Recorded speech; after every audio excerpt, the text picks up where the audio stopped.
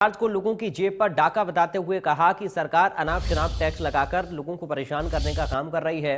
उन्होंने कहा कि सबसे पहले बीजेपी ने कलेक्टर रेट बढ़ाए, अब बिजली में एफएसए के नाम से 47 पैसे प्रति यूनिट उपभोक्ता के नाम पर बोझ डाल दिया है। अशोक अरोड़ा ने कहा, फरवरी में होने वाले हरियाणा विधानसभा के सत्र में मुद्दों को लेकर जोर से उठाया जाएगा।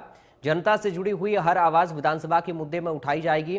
प्रदेश सरकार की भ्रष्ट पटवारी की लिस्ट मुद्दे पर बोलते हुए अशोक अरोड़ा ने कहा कि जब सरकार को ये पता है तो सरकार को उनके खिलाफ कार्रवाई करनी चाहिए, उनको बर्खास्त करना चाहिए। इससे साबित हो गया है कि सरकार के भ्रष्टाचार के दावों की पोल खुल रही है।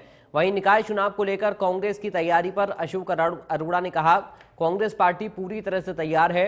उन्होंने दावा किया कि जल्दी पार्टी का संगठन भी बनेगा और नेता प्रतिपक्ष भी जल्द मिलेंगे। ये मानना सरकार बनते ही इन्होंने पहले कलेक्टर रेट बढ़ाए 20% से ऊपर, उसके बाद ईडीसी बढ़ाई और अब एफएसए के नाम से 47 पैसे प्रति यूनिट उपभोक्ता पे और डाल दिया।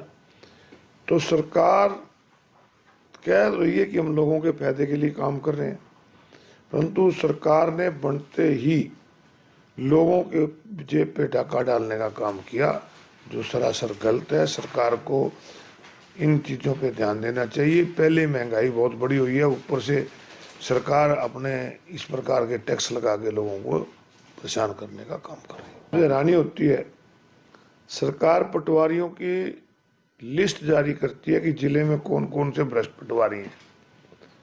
अगर सरकार को ये पता है कि ये भ्रष्ट पटवारी हैं, इन्हें आगे दलाल रखे हैं, तो सरकार को उनके खिलाफ तुरंत कार्रवाई करनी चाहिए, उनको बर्खास्त करना चाहिए। और सरकार जो ये दावा कर रही थी कि हमने भ्रष्टाचार को खत्म किया, अपने आप उनके दावे की पोल उनके द्वारा खोली जा रही है।